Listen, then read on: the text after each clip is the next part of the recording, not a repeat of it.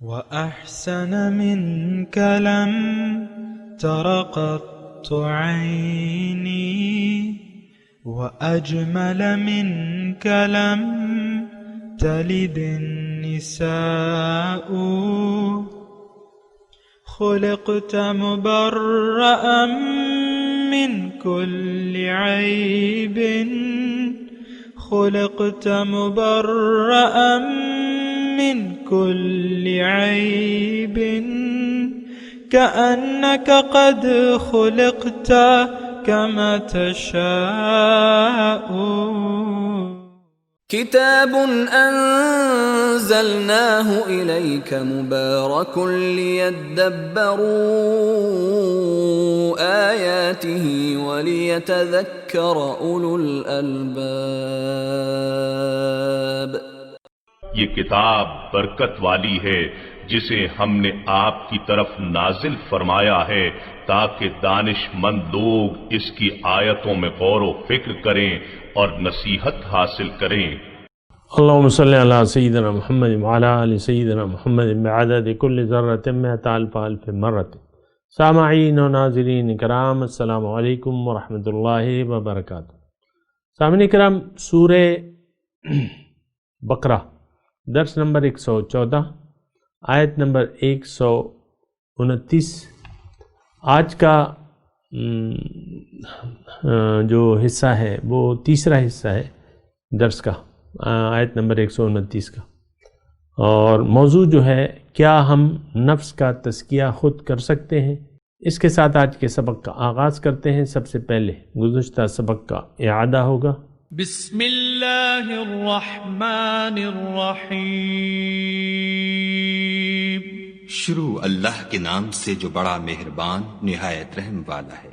ربنا وبعث فیہم رسولا منہم یتلو علیہم آیاتک ویعلمہم الکتاب والحکمت ویزکیہم انک انت العزیز الحکیم.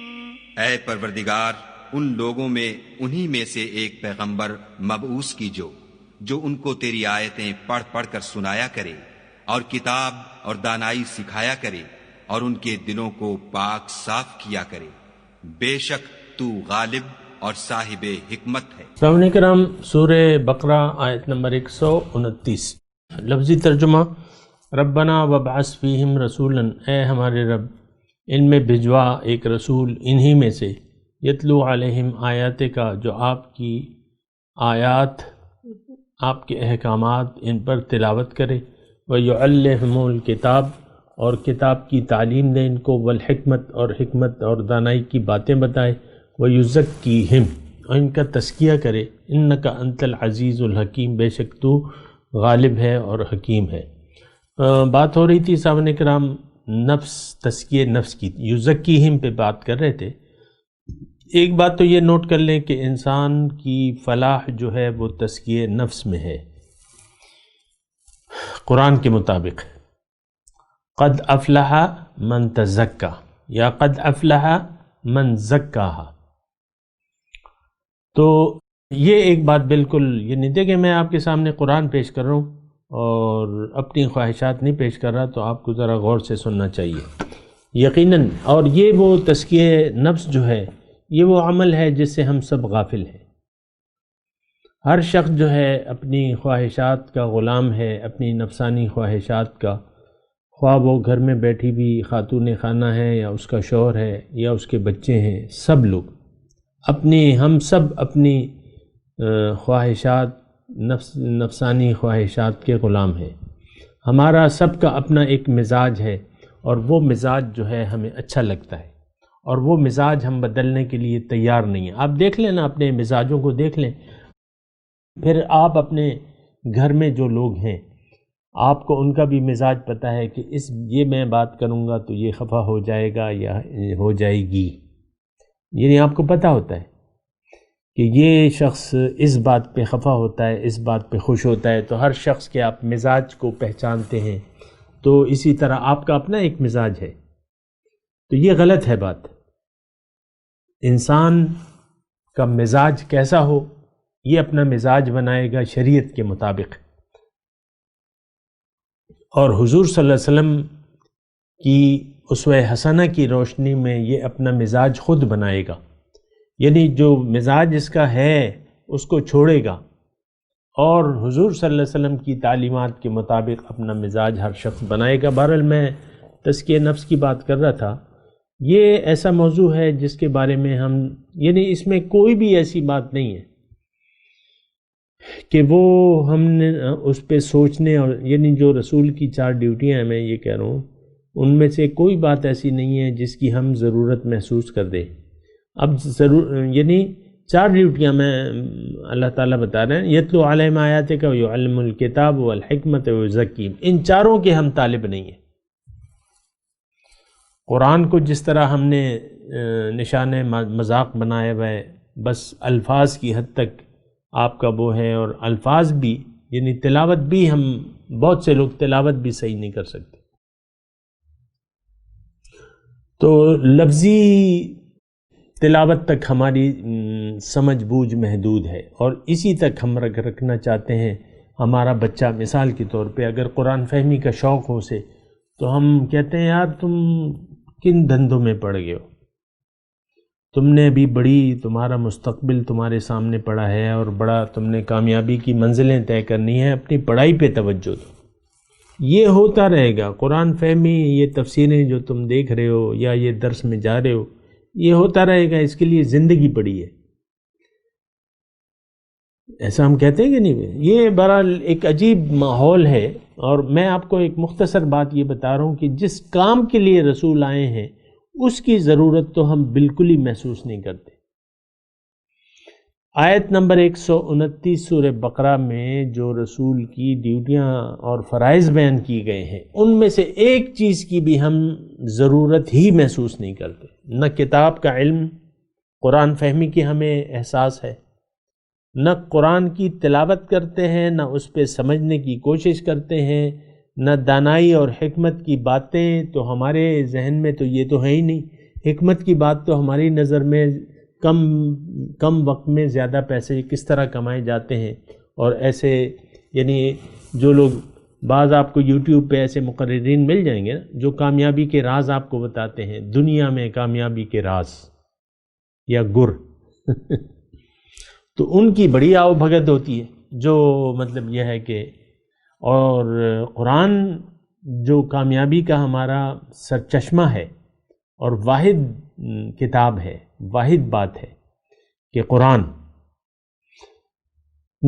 تو اس سے ہم بے فکر ہیں، اس کو ہم سننا ہی نہیں چاہتے۔ بہرحال یہ ساری باتیں وَيُزَكِّيهِمْ پہ ہم بات کر رہے تھے سامعین کرام کے تزکیہ نفوس۔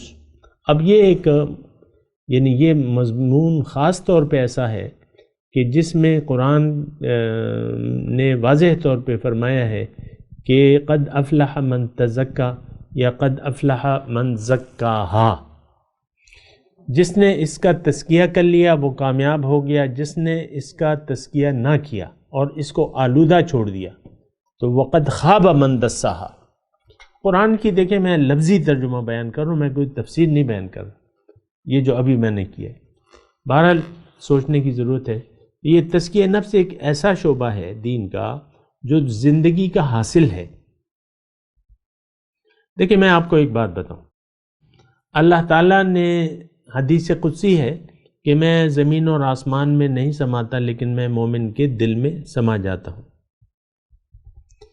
اب مومن کا دل جو ہے وہ تو اللہ کا گھر ہے، یہ بات نوٹ کر لیں۔ ہمیں تو اس کی کوئی پرواہ نہیں ہے کہ ہمارا دل کیا ہے، ہمارا دل تو بہرحال اس کو چھوڑیں۔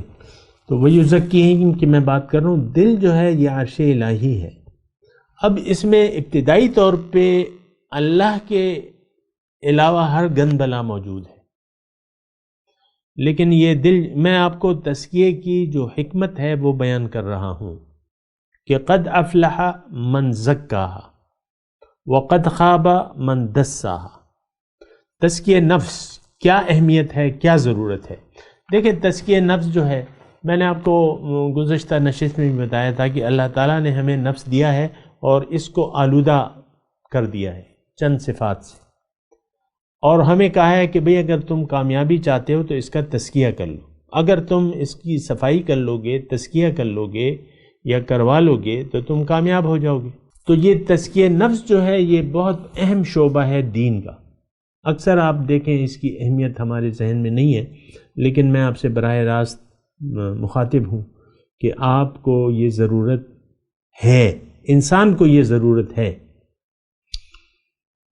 اور اس کے بارے میں اللہ تعالیٰ نے یعنی مختلف انداز سے ایک آیت بھی ہے کہ یوم لا ينفع مال ولا بنون الا من اتى اللہ بقلب سلیم، کہ قیامت کے دن مال اور اولاد تو کام نہیں آئیں گے، لیکن وہ شخص کو نفع دے گئی یہ بات کون کہ جو اپنے ساتھ قلب سلیم دنیا سے لے کے آ گیا، سالم دل، صاف شفاف، برائی سے پاک دل لے کے آیا، تو یہ قلب سلیم ہے اور یہ بات اسے نفع دے گی، باقی چیزیں کوئی نفع نہیں دیں گی۔ قلب کو قلب سلیم بنانا جو ہے وہ ہمارے لیے ایک بہت بڑا کام ہے، یہ ہم نے کرنا ہے، یعنی بہت اہم کام ہے۔ لیکن افسوس سے میں یہ کہہ رہا ہوں کہ ہمیں تو اس کی کوئی اہمیت ہی نہیں ہے۔ نفس آلودہ ہے تو ہوتا رہے، ہمیں تو مزہ آتا ہے، شیطانی باتوں کے ہم پجاری ہیں اور شیطانی خواہشات جو ہیں وہ ہمیں اچھی لگتی ہیں۔ آپ دیکھ لیں آپ جس طریقے سے زندگی گزار رہے ہیں تو اس کا سارا محور جو ہے وہ ظاہر ہے۔ جو زندگی ہم گزار رہے ہیں دراصل اس کا سارا محور اور رخ جو ہے ہماری زندگی کا وہ دنیا کی طرف ہے۔ تو یہ ایک بڑی خطرناک بات ہے اگر آپ اسے محسوس کریں۔ بہرحال تزکیہ نفس کی میں بات کر رہا تھا کہ تزکیہ نفس ایک تو یہ ہے کہ یہ نفس جو آلودہ ہے اس کو صاف کیسے کرنا ہوگا۔ دیکھیں یہ ہوگا قرآن کے ذریعے،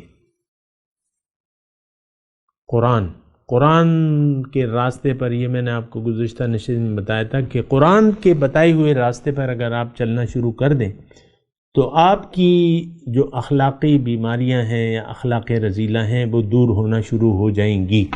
لیکن اس کے لیے ایک شرط ہے کہ آپ کو رسول کی حکم کے سامنے بھی سر جھکانا ہوگا، یعنی رسول کے جو اسوہ حسنہ ہے اس کی تعمیل کرتے ہوئے قرآن پر آپ عمل کریں گے۔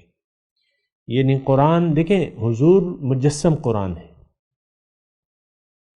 حضور مجسم قرآن ہے۔ عائشہ امی کے پاس ایک تابعی آئے جو واقف نہیں تھے حضور صلی اللہ علیہ وسلم کی زندگی سے، تو انہوں نے پوچھا، امی عائشہ کی عمر بھی زیادہ تھی ماشاءاللہ، تو انہوں نے پوچھا امی جان سے کہ اما یہ بتائیں کیف کان خلق رسول اللہ صلی اللہ علیہ وسلم، کہ رسول کے اخلاق کیسے تھے؟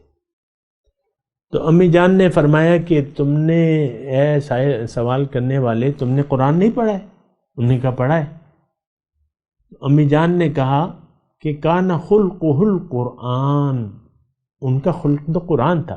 تو میں آپ سے کہہ رہا ہوں کہ قرآن، حضور مجسم قرآن ہے، بولتا ہوا قرآن ہے، تو آپ حضور کی پیروی کریں، حضور کی پیروی شروع کر دیں تو حضور، یعنی بس یہ ایک بات ہے، دیکھیں قرآن اور حضور کا طریقہ یہ ایک ہے، اس میں اختلاف نہیں ہے، ہو نہیں سکتا سادہ سی بات ہے، یہ دو چیزیں نہیں ہیں۔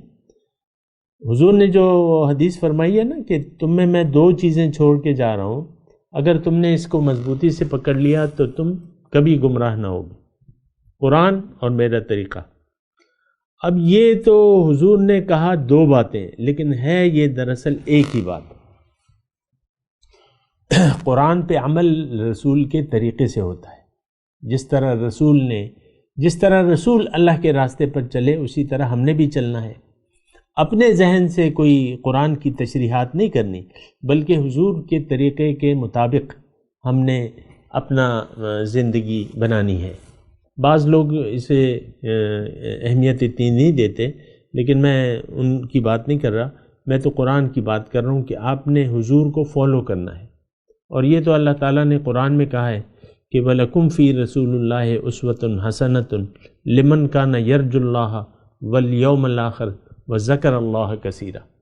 اے لوگو جو اللہ کو چاہتے ہو، جو اللہ سے ملاقات کی امید رکھتے ہو، تمہارے لیے رسول کی زندگی میں ایک بہت اچھا نمونہ ہے۔ پھر دوسری آیت بہت مرکزی ہے، قُلْ إِن كُنتُمْ تُحِبُّونَ اللَّهَ فَاتَّبِعُونِي۔ اب دیکھیں یہ اللہ تعالیٰ فرما رہے ہیں، اللہ تعالیٰ یعنی یہ قرآن کی آیت ہے، اللہ تعالیٰ اس میں قرآن کا نام ہی نہیں لے رہا، اور ایک بات کو اختیار کرنے سے اللہ تعالیٰ ہمیں کہتا ہے کہ بس تم میرے محبوب بن، ایک بات کر لو تم میرے محبوب ہو گئے، تم کامیاب ہو گئے، تمہارے گناہ معاف کر دوں گا، تمہیں جنت میں داخل کر دوں گا۔ سنیں ذرا غور سے، ان کنتم تحبون اللہ، اگر تمہیں اللہ سے پیار ہے، اللہ کو چاہتے ہو، اللہ سے محبت ہے، فاتبعونی، میری اتباع شروع کر دو، میرا اتباع شروع کر دو۔ یحبب باس، دیکھیں فاتبعونی، تھوڑا آپ خود بھی غور کریں، یہ قرآن کی آیت ہے، بس ایک بات، اور یہی بات جو ہے یہ تزکیہ نفس کا باعث ہوگی، وَيُزَكِّيهِمْ۔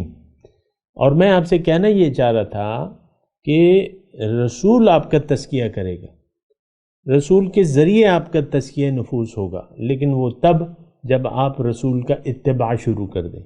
اس کے بھی میں ابھی تفصیل بتاتا ہوں، لیکن میں وہ آیت کو مکمل کر لوں جو میں نے شروع کی تھی، ان کنتم تحبون اللہ فاتبعونی، اگر تمہیں اللہ سے پیار ہے تو تم میری اتباع شروع کر دو۔ اب ہوگا کیا؟ بس تم کامیاب ہوگے۔ یحببکم اللہ، اللہ تمہیں اپنا محبوب بنا لے گا۔ رسول کی اتباع کا جہاں تک تعلق ہے، آپ اپنے معاشرے کو دیکھ لیں، خود اپنے آپ کو دیکھ لیں، بال برابر اہمیت نہیں ہے ہماری زندگی میں رسول کی اتباع کی۔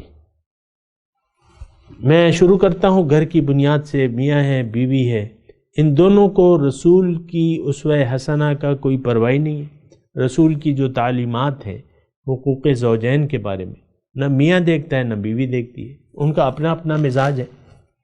مزاج برہم ہو تو کوئی کسی کی بات سننے کے لیے تیار نہیں ہے، نہ اللہ کی نہ رسول کی۔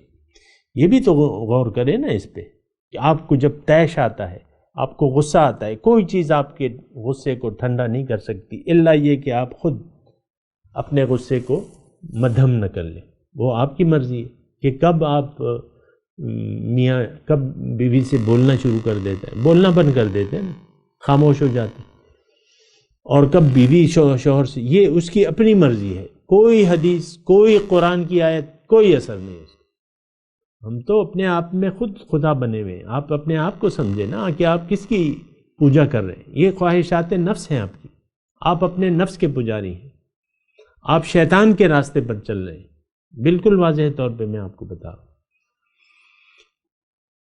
تو تزکیے کی میں بات کر رہا ہوں، تزکیہ، فاتبعونی، میری اتباع کرو، یحببکم اللہ، بس تمہیں میں اپنا محبوب بنا لوں گا، تمہارے گناہ معاف کر دوں گا، تمہیں جنت میں داخل کروں گا۔ سبحان اللہ۔ بہرحال تزکیہ نفس جو ہے، دیکھیں ایک بات میں یہ کہنا چاہتا تھا کہ انسان خود اپنا علاج نہیں کر سکتا۔ انسان بیمار ہے، یہ ڈاکٹر کے پاس جائے گا، روحانی حکیم کے پاس جائے گا، اور سب سے بڑے روحانی حکیم ہیں محمد صلی اللہ علیہ وسلم، وہ روحانی حکیم ہیں، اور پھر ان کے نائبین ہیں۔ لیکن روحانی، میں تزکیے کی بات کر رہا ہوں، یزکیہم۔ ایک بات نوٹ کر لیں کہ آپ خود اپنی حالت نہیں بدل سکتے، اپنے نفس پر آپ خود قابو نہیں پا سکتے، اپنا علاج خود نہیں کر سکتے۔ دیکھیں یہ تو روحانی علاج ہے، لیکن جو ظاہری علاج ہوتے ہیں، بیماریاں ہوتی ہیں جسمانی، اس میں بھی ہمیں یہ کہا جاتا ہے کہ تم دوائی خود نہ لو،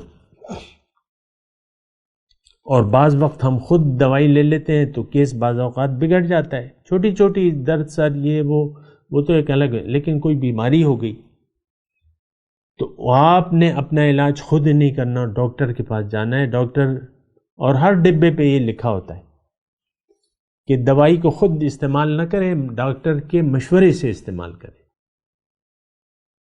بعض دوائیوں پہ یہ لکھا ہوتا ہے کہ یہ زہر ہے، لیکن ڈاکٹر کے مشورے کے بغیر آپ اسے استعمال نہ کریں۔ میں نے خود یعنی زیادہ میڈیسن کا تو مجھے پتہ نہیں ہے، لیکن کوئی دوائی اگر بلا ضرورت آپ لے لیں گے تو ہو سکتا ہے وہ آپ کو نقصان دے دے۔ دوائیاں سب کھانے کی تو نہیں ہوتی ہیں۔ دیکھیں، روحانی علاج آپ نے کروانا ہے ڈاکٹر سے، جس طرح یہ ایک ایسی بات ہے کہ اس میں ایک تو ضد اور ہٹ درمی آ جاتی ہے نا کہ میں تو بس قرآن ہے، حدیث ہے، میرے پاس کتابیں پڑھی ہیں، میں اس پہ عمل کروں گا۔ نو، لیکن کتاب کافی نہیں تھی انسان کی ہدایت کے لیے، پہلے پیغمبر پھر کتاب۔ کتاب کافی نہیں ہے، یہ بات نوٹ کر لیں۔ انسان کی ہدایت کے لیے کتاب کافی نہیں ہے، نہیں، اس کے ساتھ ایک شخص ایسا آئے گا جس میں یہ 4 خوبیاں ہوں۔ یتلو علیہم آیاتک ویعلمہم الکتاب والحکمت ویزکیہم، یہ رسول کی ڈیوٹی ہے۔ تو یہ 4، یہ تو کوئی انسان آپ کو بتائے گا، اور انسان آپ کو کتاب کی تلاوت کرے گا، انسان آپ کو حکمت اور دانائی کی باتیں بتائے گا، انسان آپ کا تزکیہ کرے گا، اور اس کی اپنی شرائط ہیں، اور وہ میں آپ کو بتا رہا ہوں۔ اتباع رسول یہ پہلی شرط ہے۔ اگر آپ اللہ کو منزل بنا کے اللہ کے راستے پر چلنا چاہتے ہیں تو اتباع رسول جو ہے وہ پہلی شرط ہے کہ آپ کو رسول کا اسوہ حسنہ اپنانا ہوگا۔ آج کی اگر میں بات کروں سامعین کرام، تو آج کا یعنی آج بھی اتباع رسول کی ضرورت ہے۔ اب وہ رہنمائی ہمیں کون کرے گا؟ کیونکہ سب لوگ تو عالم نہیں ہیں، اگر ہیں بھی لیکن ان کے پاس کوئی عالم ہے بھی تو یہ عین ممکن ہے کہ اس کے پاس وہ نور نبی نہ ہو، اس کا دل نہ چمکا ہو، اس کا دل عرش الہی نہ ہو، تو پھر بھی آپ کو وہ استاد تو کام نہیں دے گا۔ یہاں آج آپ کو ایسے استاد کی ضرورت ہے جو آپ کو اللہ کا اور اللہ کے رسول کا راستہ بتائے، رسول کی عمل کا ایک عملی نمونہ پیش کرے آپ کے سامنے۔ آج یہ میں ٹائم تھوڑا رہ گیا لیکن میں آپ کو بات بتا رہا ہوں۔ آج ہمیں نائب نبی کی ضرورت ہے، اور یہ ضرورت رہتی دنیا تک رہے گی، اور یعنی نبوت کا سلسلہ دروازہ بند ہے لیکن نبوت کا کام جاری ہے۔ اب یہ کام کون کر رہے ہیں؟ علماء امتی کا انبیاء بنی اسرائیل، میری امت کے علماء بنی اسرائیل کے انبیاء کی طرح ہیں۔ تو نبی کا وارث، العلماء ورثۃ الانبیاء، العلماء جو خاص عالم ہوتے ہیں وہ وارث نبی ہوتے ہیں، الف لام ہے العلماء۔ تو ہر ایک عالم نہیں، یہ عالم ربانی کی شان ہے، جس کے پاس آپ جائیں گے تو وہ اس کے ذمے یہ 4 ڈیوٹیاں ہوں گی جو رسول کی ڈیوٹیاں ہیں۔ یعنی یہ ایک قسم کا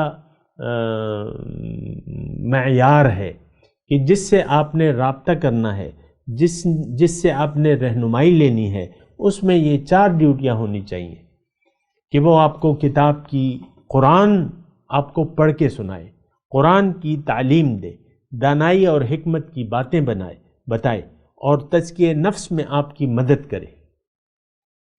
تو تزکیہ نفس کی خیر میں بات کر رہا ہوں کہ تزکیہ نفس، ایک بات تو یہ نوٹ کر لیں کہ آپ انسان خود اپنا روحانی علاج نہیں کر سکتا، باقی آپ کی مرضی ہے لیکن ایسا ہو نہیں سکتا۔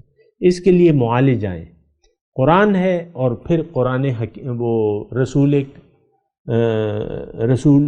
ہے جو قرآن کے ہدایت کے مطابق آپ کو ہدایات دیتے ہیں۔ صحابہ آتے تھے، حضور سے ہدایت لیتے تھے، کسی کو کچھ اور کسی کو کچھ. بہت سی دعائیں ہیں، بہت سی قرآن کی آیات ہیں، صورتیں ہیں، مختلف صحابہ کو مختلف صورتیں بتائی گئی ہیں، مختلف لوگوں کو مختلف ہدایات دی گئی ہیں. ایک آدمی آیا حضور صلی اللہ علیہ وسلم نے سے اس نے پوچھا کہ حضور مجھے کچھ نصیحت کیجیے. حضور نے فرمایا لا تغضب، غصہ نہ کرو. دوبارہ اس نے نصیحت کے بارے میں کہا. حضور نے پھر فرمایا کہ لا تغضب، غصہ نہ کرو. پھر اس نے سوال دراز کیا کہ حضور مجھے کچھ نصیحت کیجیے. پھر حضور نے یہی کہا. اب حضور تو معالج تھے. جیسے کہ اب ایک مریض آتا ہے ڈاکٹر کو، تھوڑی سی وہ بیٹھتا ہے، بات چیت کرتا ہے، ڈاکٹر کو پتہ چلتا ہے اس کا مرض کیا ہے. اور روحانی جو معالج ہے حضور کی ذات، اور پھر ان کے جو وارثان نبی ہیں، وہ تو ان کی نظر تو تیز ہوتی ہے، وہ جان جاتے ہیں اور اسی کے متعلق جو ہے وہ پھر ہدایات دیتے ہیں. تو بہرحال تزکیہ جو ہے ایک بات نوٹ کر لیں کہ آپ خود نہیں کر سکتے. اس کے لیے آپ کو سرنڈر کرنا ہوگا، انسان کی غلامی اختیار کرنی ہوگی. اور انسان کامل جو ہے وہ حضور کی ذات ہے. انسان آپ کو بندگی کا طریقہ بتائے گا، عملی طریقہ. رسول تھے، اب نائبین رسول ہیں. ان کے سامنے سر جھکانا ہوگا، رسول کے اور نائب رسول کے سامنے سر جھکانا ہوگا. ان سے بندگی کا طریقہ سیکھنا ہوگا. اللہ کے راستے پر کیسے چلیں، عملی طور پہ آپ کے سامنے وہ نمونہ حضور کی ذات ہے. پھر وارثان نبی ہیں، وہ آپ کے سامنے حضور کی صلی اللہ علیہ وسلم ان کا اسوہ حسنہ کا ایک نمونہ پیش کرتے ہیں. تو یہ زکیہم، اب اس میں یہ دیکھیں، یہ تزکیہ ان کا تزکیہ کرے. ان الفاظ سے خود ظاہر ہوتا ہے کہ ہاں تزکیہ کرنا خود انسان کا کام نہیں ہے، لیکن یہ تو روحانی معالج کا کام ہے. آپ معالج کے بعد جاتے ہیں. دیکھیں یہ مثال کے طور پہ میں آپ کو عرض کر رہا ہوں کہ آپ بیمار ہیں، آپ معالج کے بغیر آپ کو یعنی آپ کی بیماری کا علاج ممکن نہیں ہے دنیا میں بھی. تو آپ جاتے ہیں معالج کے، اس سے رہنمائی لیتے ہیں، اس کو وہ آپ کو چیک کرتا ہے، آپ کی بیماری کا پتہ چلاتا ہے، پھر آپ کو دوائی دیتا ہے، آپ وہ دوائی کھاتے ہیں، آپ وہ پرہیز کرتے ہیں، تو اللہ تعالیٰ آپ کو شفا دے دیتا ہے. یعنی یہ نہیں کہ وہ آپ کو لٹائے گا اور آپ پہ کوئی دم وغیرہ ڈالے گا ڈاکٹر کہ بھائی بس تم لیٹ جاؤ میں تمہارا علاج کرتا ہوں. نہیں، ایسا نہیں تو نہیں ہوتا. وہ صرف راستہ بتاتا ہے، آپ کو پرہیز بتاتا. رسول کا کام بھی یہی ہے کہ وہ آپ کی رہنمائی کرتا ہے، اللہ کی حکم اور اپنے اسوہ حسنہ کے ذریعے آپ کی رہنمائی کرتا ہے. پھر اس میں بہت طویل مضامین بھی ہیں، لیکن وہ پھر انشاءاللہ بیان کیے بھی ہیں میں نے، آگے بھی شاید آ جائیں انشاءاللہ. لیکن میں آج اتنا ہی کہنا چاہتا ہوں، انکا انت العزیز الحکیم، بے شک آپ غالب ہیں، کر سکتے ہیں. غالب بے مثل غالب، الحکیم آپ دانا ہیں. یعنی آپ کو معلوم ہے کہ اس چیز کی ضرورت ہے. اب یہ نبی نے جو سوال کیا ہے، سوال دراز کیا ہے، یہ تو حضور صلی اللہ علیہ وسلم کی ذات پہ فٹ آتا ہے بالکل. اور اس سے ہمیں رسول کی اہمیت کا پتہ چلتا ہے. اور یہ سوال انہوں نے اگر اللہ سے کیا بھی ہے تو یہ بحکم ربی کیا ہے. ان کو پتہ تھا کہ ایک رسول آنا ہے، بہرحال انہوں نے دعا کر دی. بہرحال میں تلاوت کرتا ہوں، میرے ساتھ دہرائیے. اعوذ باللہ من الشیطان الرجیم، بسم اللہ الرحمن الرحیم. ربنا وابعث فیہم رسولا منہم یتلو علیہم آیاتک ویعلمہم الکتاب والحکمت ویزکیہم انک انت العزیز الحکیم. اب ان آیت کی تلاوت اور ترجمہ. بسم اللہ الرحمن الرحیم. شروع اللہ کے نام سے جو بڑا مہربان نہایت رحم والا ہے. ربنا وبعث فیہم رسولا منہم يتلو عليهم آياتك ويعلمهم الكتاب والحكمة ويزكيهم إنك أنت العزيز الحكيم. اے پروردگار، ان لوگوں میں انہی میں سے ایک پیغمبر مبعوث کیجو جو ان کو تیری آیتیں پڑھ پڑھ کر سنایا کرے اور کتاب اور دانائی سکھایا کرے اور ان کے دلوں کو پاک صاف کیا کرے. بے شک تو غالب اور صاحب حکمت ہے. اس کے ساتھ ہی سامعین اکرام، آج کے درس کا وقت اختتام کو پہنچا. انشاءاللہ اگلے درس میں ملاقات ہوگی. وآخر دعوانا ان الحمدللہ رب العالمین. والسلام علیکم ورحمۃ اللہ وبرکاتہ. مولایا صلی وسلم دائما ابدا علی حبیبک خیر الخلق کلہم.